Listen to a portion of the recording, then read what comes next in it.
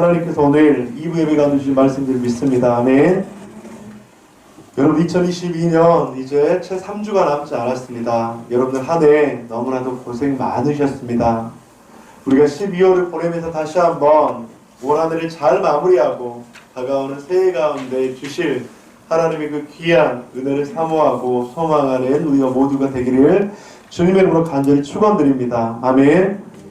여러분 참 우리가 마스크를 오래 꼈죠. 근데 아마 내년에는 마스크도 곧 벗게 될 날이 오게 될 것 같습니다. 물론 실내에서도 벗게 될 날이 오게 된 것 같습니다. 저는 예배 가운데 우리 성도님들의 얼굴이 이제 개인적으로 식사하거나 그러면 이제 얼굴이 기억나는데 예배 가운데 이제 여러분들의 얼굴을 못 보니까 잊어버릴 것 같아요. 저분 어떻게 생겼었지? 근데 여러분들 이제 내년에 우리가 마스크를 벗게 되는 것이 허락되면 우리 실내에서도 함께 얼굴을 맞대고 하나님 앞에 예배하는 우리 그런 날이 오게 될 줄 믿습니다. 아멘. 여러분들 오늘 말씀은 죽었다가 다시 살아났으며 잃었다가 다시 얻었노라 라는 제목으로 말씀을 좀 드리려고 합니다. 우리가 너무나 잘 알고 있는 탕자의 비유라는 이 말씀, 오늘 본문에서는 두 명의 아들이 등장하는데 큰 아들과 작은 아들입니다. 저는 말씀 준비하면서 이 큰 아들과 작은 아들에 대해서 별명을 한번 지어봤습니다. 첫째 아들은 마당새 일꾼 아들, 둘째 아들은 방탕아 탕자 아들. 오늘은 방탕아 탕자 아들에 대해서 함께 좀 말씀을 나눠보려고 합니다. 작은 아들은 아버지에게 유산을 미리 상속해 달라고 합니다. 그런데 아버지는 상속을 해주지요. 그리고 작은 아들은 며칠 만에 재물을 다 모아가지고 먼 나라로 갔다, 그렇게 이야기를 합니다. 그런데 여러분들 구약에서는 아들이 2명일 경우 둘째 아들에게는 재산의 3분의 1을 상속을 해주어요. 3분의 1. 여러분 그런데 유산이라는 것은 죽고 난 후에 받는 것입니까? 아니면 죽기 전에 받는 것입니까? 죽고 난 후에 받는 것이잖아요. 그런데 3분의 1을 받게 되는데 아버지가 죽기 전에도 간간히 상속받을 수가 있는데 그때 상속을 받으면 9분의 1을 상속을 받게 돼요. 3분의 1이 아닌 9분의 1만 상속을 해주는 특징. 둘째는 이 9분의 1을 받고 먼 나라로 갔습니다. 그런데 여러분들 저는 여기서 질문 한 가지를 좀 해보게 되었습니다. 아들은 왜 손해를 보면서 재산의 상속을 받기를 원했을까? 여러분 조금만 더 기다리면 여러분들 3분의 1을 받을 수 있는데 왜 9분의 1만 받고 상속을 받고 떠나기를 원했을까? 아버지가 너무나 건강해서 뭐 몇십 년이 걸렸을까? 아니면 아버지가 너무 고두세라서 그 약속을 지키지 않을까? 이유는 정확하게 나오지 않았지만 작은 아들은 재산의 3분의 1을 상속받아서 먼 나라로 갔다, 그렇게 본문에서는 말씀을 하고 있습니다. 그런데 여기서 또 한 가지 질문이 생겼습니다. 아버지는 여러분들 재산을 순수하게 상속을 해 주었을까요? 왜 순수하게 상속을 해 주었을까요, 여러분들? 아버지는 여러분들 작은 아들이 재산을 받으면 떠날 것을 알았을까요, 몰랐을까요? 한번 추측을 한번 해보세요. 아마 저는 알았을 것이라고 생각합니다. 왜 모르겠어요, 여러분들. 아버지인데 작은 아들이 힘들게 생활하고 있는 것 알았겠죠. 그리고 이 아이가 재산을 주면 그냥 집을 떠날 거라는 것 아버지의 그 감으로만으로도 충분하게 알았을 것 같습니다. 그렇다면 아버지는 이 아들이 재산을 받아서 떠난다고 했을 때 붙잡았을까요, 붙잡지 않았을까요? 안 붙잡았겠어요? 붙잡았죠. 왜 안 붙잡았겠어요, 여러분들? 붙잡았을 거라고 생각합니다. 그럼에도 불구하고 둘째 아들은 아버지의 그 붙잡음을 뿌리치고 아마 떠나갔을 거라고 생각합니다.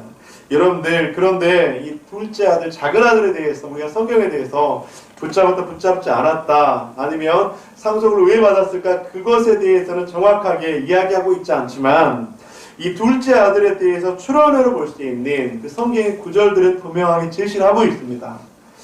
오늘 보면 13절과 14절을 함께 교독 한번 해보도록 하겠습니다. 그 며칠이 안 되어 둘째 아들이 재산을 다 모아가지고 먼 나라에 가 거기서 허랑방탕하여 그 재산을 낭비하더니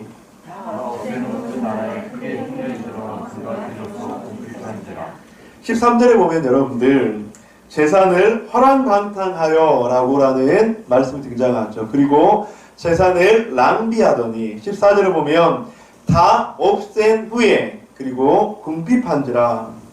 여기서 추측해 볼 수 있는 것은 작은 아들이 굉장히 정직하지 못하다는 것이죠. 그리고 성실하지 못하다고 하는 것이죠. 그리고 굉장히 자기 기분에 따라 감정에 따라 살아가는 사람이라는 것이죠. 여러분들 허랑방탕이라는 말은 감정에 따라 행하는 정욕적인 모습이라고 우리는 추측할 수 있습니다. 또 아들은 전략하지 않고 절제하지 않고 낭비를 심하게 했던 그런 아들이었던 것 같습니다. 또한 여러분들 계획성도 없었고 자기 마음에 내키는 대로 늘 자기가 중심적인 그런 아들이었습니다. 이런 모습은 작은 아들의 인성적인 성품적인 생활 태도적인 부분이었는데 여러분 그런데 이런 이유보다 더 큰 둘째 아들이 집을 나갔었던 그런 이유를 볼 수 있는 구절이 작은 아들의 성품적인 부분들을 볼 수가 있는데 16절에서 19절까지의 말씀이에요. 다시 한번 교독하도록 하겠습니다. 그가 돼지 먹는 지업 열매로 배를 채우고자 하되 주는 자가 없는지라.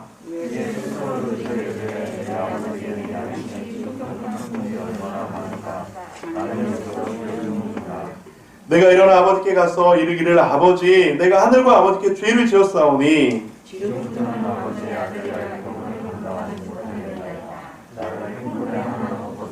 여러분 19절인 작은 아들이 유산을 상속받고 난 이후에 허랑방탕하게 이방 땅에서 그렇게 시간을 보낸 뒤에 자기에게 아무것도 남지 않는 빈 털터리가 되었을 때 했던 그런 고백입니다. 그런데 여러분들 둘째는 상식적으로 생각을 했어요.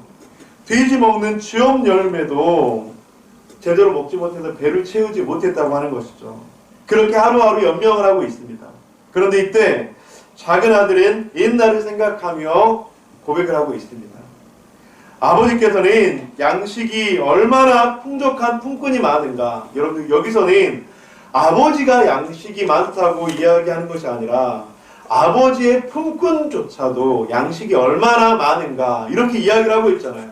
그러면서 지금부터는 아버지 아들이라 일컬음을 감당하지 못하겠나이다. 이 말씀을 쉽게 이야기하면 아버지에게는 진짜로 일꾼이 많이 있는데 그 일꾼들조차도 먹는 것은 전혀 걱정하지 않잖아. 일꾼들조차도 먹는 것은 배부르게 먹을 수 있잖아. 그런데 나는 지금 돼지가 먹는 지업 열매도 제대로 먹지 못하는 그런 신세가 아닌가. 나는 이제 집에 돌아가면 아들이 아니라 품꾼으로서라도 아버지 밑에 가서 좀 배부르게 먹고 싶구나 라고 하는 그 고백이라고 하는 거예요.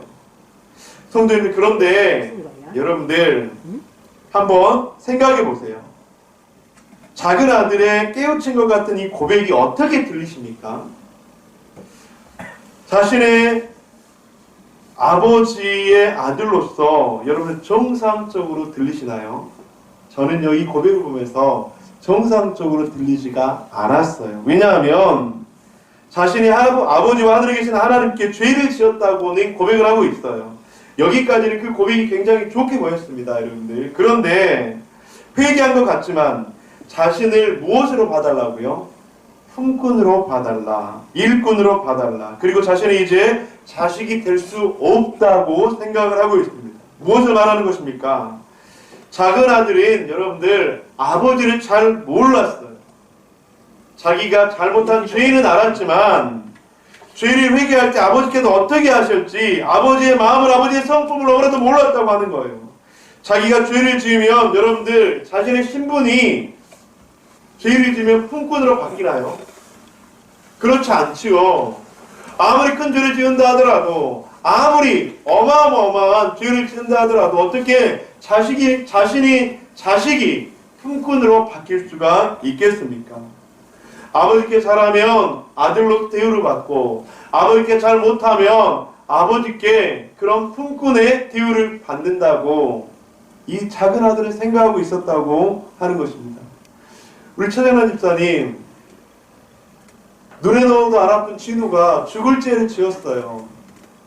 그때 진우의 신분이 너는 내 아들이 아니야. 너는 도저히 내 아들이라고 칭할 수가 없어. 너는 이제 내 종으로 살아라. 그렇게 이야기할 수 있을까요? 없지요. 아무리 큰 죄를 지었다 하더라도, 아무리 죽을 죄를 지었다 하더라도 여러분들 그 자식이 종이 될 수는 없어요. 품꾼이 될 수는 없다고 하는 것입니다. 그런데 작은 아들은 그렇게 자신이 살아가면서 아버지를 잘 몰랐다고 하는 거예요. 그래서 아버지를 떠났다고 하는 것입니다. 오늘 본문은 탕자와 아버지의 이야기지만 이 말씀은요, 실은 하나님과 하나님의 자녀의 이야기입니다. 여러분, 우리가 믿는 하나님은 어떤 분이십니까? 우리가 회개하면, 우리가 주님께 돌이키기만 하면 하나님께서는 어떻게 반응을 하시죠? 로마서 8장 1절과 2절. 그러므로 이제 그리스도 예수 안에 있는 자에게는 결코 정죄함이 없나니 이는 그리스도 예수 안에 있는 생명의 성령의 법이 죄와 사망의 법에서 너를 해방하였음이니라. 아멘. 하나님은 우리의 어떠한 허물도 어떠한 죄라도 용서해 주실 뿐만 아니라 결코 정죄하지 않으시는 분이신 줄 믿습니다. 여러분들, 우리가 믿는 하나님은 바로 이런 분이세요. 우리가 아무리 큰 죄를 지었다 하더라도, 우리가 얼마나 많은 시간 동안 하나님을 떠나 있다 하더라도, 우리가 하나님 앞에 죽기까지 그렇게 죄를 지었다 하더라도, 우리가 주님 앞에 돌이키기만 하면, 우리가 주님의 은혜를 사모하기만 하면, 우리가 주님의 십자가를 바라보기만 하면 그리스도 예수 안에 있는 자에게는 결코 정죄함이 없다고 말씀하십니다. 죄와 사망의 법에서 생명과 성령의 법으로 우리를 인도하시는 그분이 우리가 믿는 예수 그리스도이신 줄 믿습니다. 그런데 오늘 본문에서 작은 아들은 그런 아버지의 성품을, 사랑을, 인내를 알지 못했다고 하는 거예요. 사랑하는 성도님들, 오늘 본문을 통해서 우리는 우리가 믿는 하나님은 어떤 분이신지 다시 한번 깨닫기를 소망합니다. 우리가 예배하는 하나님 아버지는 어떤 분이십니까? 첫째로 하나님 아버지는 우리가 돌이키고 우리가 돌이키면 용서하시고 정죄하지 않는 분이십니다. 사랑하는 성도님들, 우리 하나님 아버지는요, 늘 우리를 기다리고 계시는 분이세요. 그래서 우리가 주님 앞에 나오기만 하면, 용서를 구하기만 하면 받아주시고 늘 우리에게 가장 선한 것으로, 가장 좋은 것으로 주시는 분이 바로 우리가 믿는 하나님 아버지인 줄 믿습니다. 여러분들, 그런 하나님 아버지를 믿으십니까? 오늘 이 시간이 주님 앞에 나와서 회개하고 감사할 때 하나님을 만나고 하나님의 그 은혜로 다시 한번 우리가 새로워지기를 주님의 이름으로 간절히 축원드립니다. 그런데 오늘 본문에서는 그런 하나님 아버지를 너무나도 세밀하게 말씀을 하고 계세요. 어디서 알 수 있냐면 오늘 본문 20절입니다. 이에 일어나서 아버지께로 돌아가니라. 아직도 거리가 먼데 아버지가 그를 보고 측은히 여겨 달려가 목을 안고 입을 맞추니. 여러분, 여기서는 우리가 좀 유대 사회를 볼 필요가 있는데, 유대주의 사회에서는 오늘 본문의 아버지의 행동은요, 충격적이고 파격적인 행동이었어요. 여러분들, 이 작은 아들은 물론 정식 절차를 거쳤다고 하지만 집을 나갔던 아들이에요. 이방 땅에서 여러분들 허랑방탕하게라고 하는 것은, 여러분, 이 아들이 죄를 지으면서 그 재산을 탕진했다는 걸까요? 아니면 그냥 먹고 살면서 죄를 탕진했다는 것일까요? 허랑방탕이라고 하는 것은 죄를 지으면서 하나님과의 정반대의 삶 속에서 모든 재산을 탕진했다고 하는 것이잖아요. 아버지 유산을 떼비스듯 달라고 해서 자신의 집과 고향을 떠났던 아들, 이방 땅에서 허랑방탕하게 아버지 유산을 탕진하고 소진했던 아들. 그런데 여러분들, 이 아버지와 이 아들의 소식을 이 유대주의 가운데 있는 이 동네 사람들이 알았을까요? 몰랐을까요? 비밀이었을까요? 비밀이지 않았을까요? 비밀이 없죠, 여러분들. 이 유대인들의 이 지배 구조를 보면, 이 동네의 구조를 보면, 그 문화들을 보면 비밀이 있을 수가 없었어요. 유대의 문화 그리고 사회적 배경을 보면 당연히 알 뿐더러 여러분들 이 동네에서는 소문이 났을 것입니다. 파렴치한 자식, 불효자 자식, 파다하게 소문이 나고도 남을 그런 사건이었습니다. 이를 근거로 유대의 사회적 풍습으로 보면 둘째 아들은 여러분들 어떤 평가를 받았을까요? 방탕한, 불효자. 여러분들 유대인들은 그들이 죽을 만큼 꼭 지켜야 되는 계명이 있었습니다. 어떤 계명이죠? 모세를 통해서 주신 계명 뭐죠? 10계명. 10계명에서 여러분들 1계명에서 4계명은 하나님에 대한 믿음의 고백 계명입니다. 근데 5계명에서 10계명은 사람과 사람 사이에서 지켜야 할 계명인데 이 5계명에서 10계명의 첫 번째가 무엇이죠? 내 부모를 공경하라.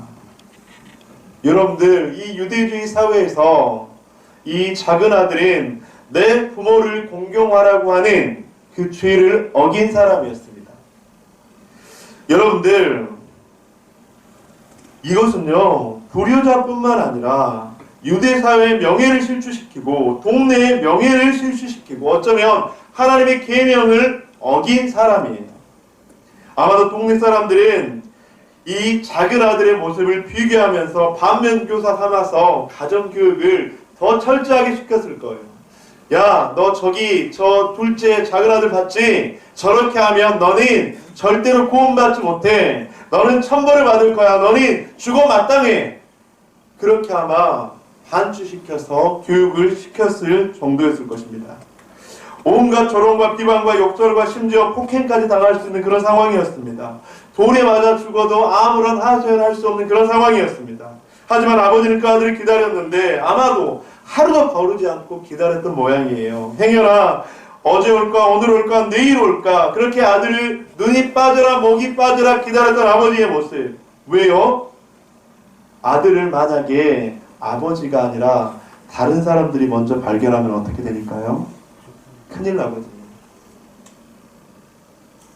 온갖 비난과 조롱을 받을 수 있고 그 아들이 그 동네 문에 입구에 들어서게 되면 사람들이 돌을 던질 것이 뻔했거든요.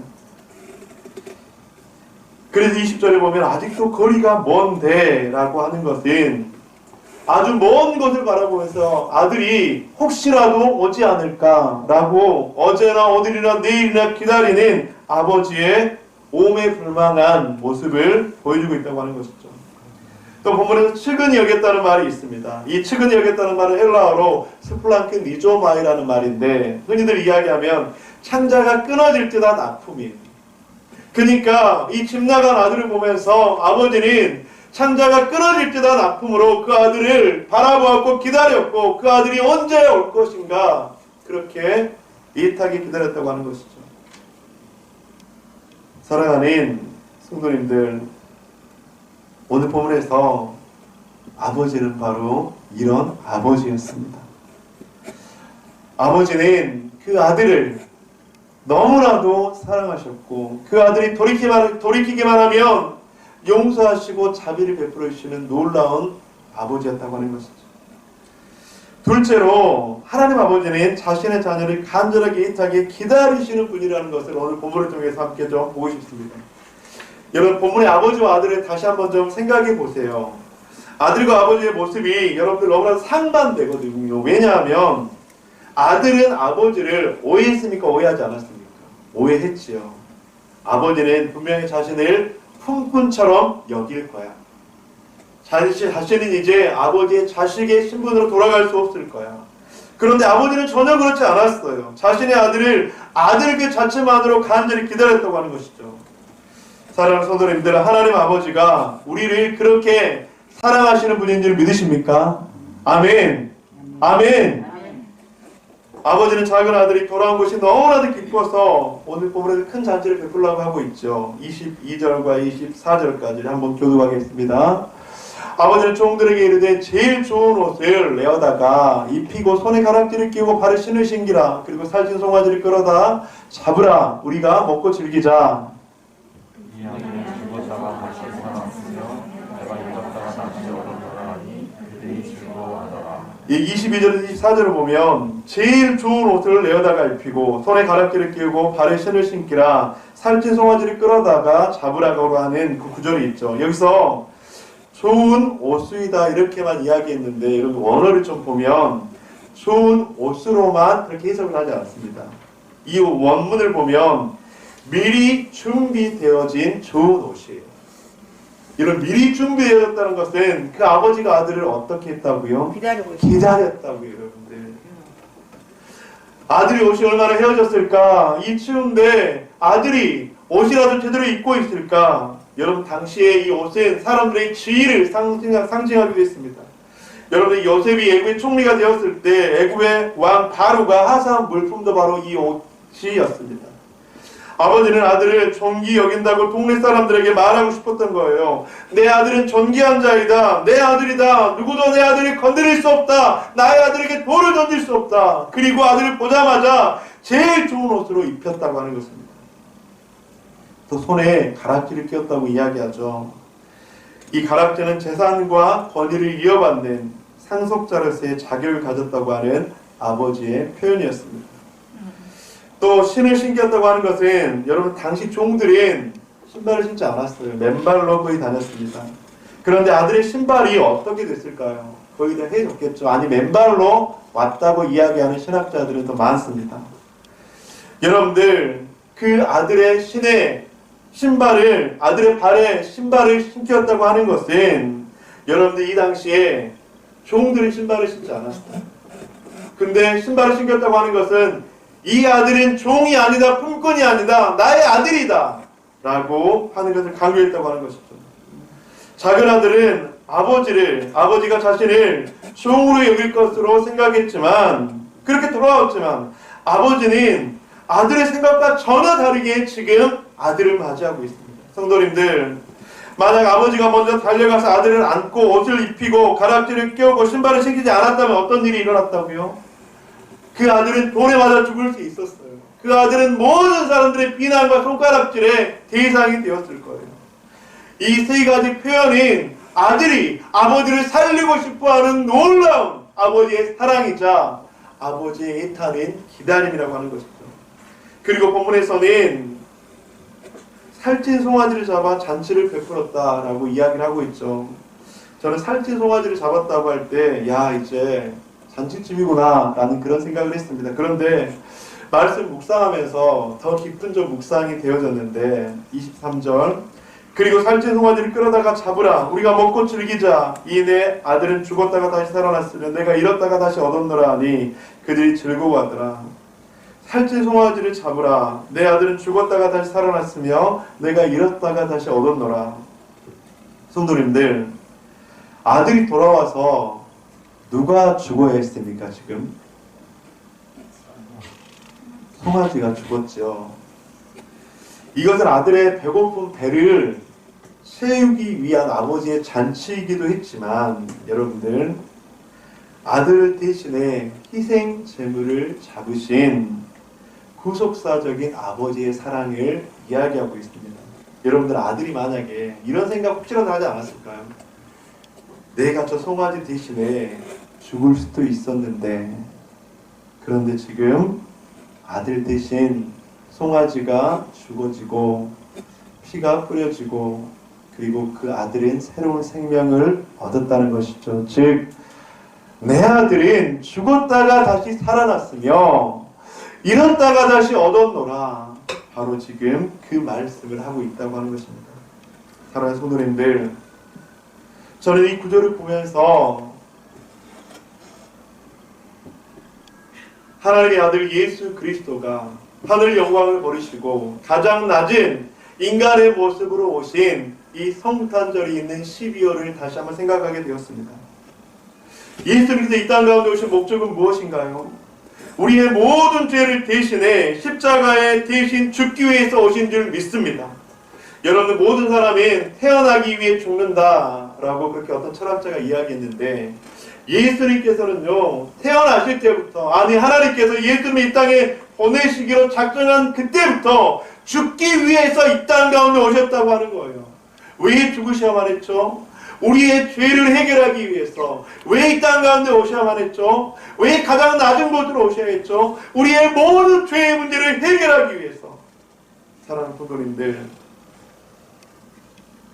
예수님께서 이 땅 가운데 오셨기 때문에 우리가 죽었다가 살아나게 된 줄 믿습니다. 예수님께서 이 땅 가운데 오셨기 때문에 우리는 죄와 사망 가운데서 생명과 성령의 법을 얻었는 줄 믿습니다. 아멘. 여러분, 성탄절은 그런 날이에요. 사랑하는 성도님들, 예수님이 아니면 우리는 영원한 지옥에 갈 수밖에 없었잖아요. 우리는 사단에게 빼앗긴 어두움 그 자체였잖아요. 그런데 예수님을 인해서 죽었다가 살아나고 다시 잃었다가 다시 얻게 되는 놀라운 그 은혜.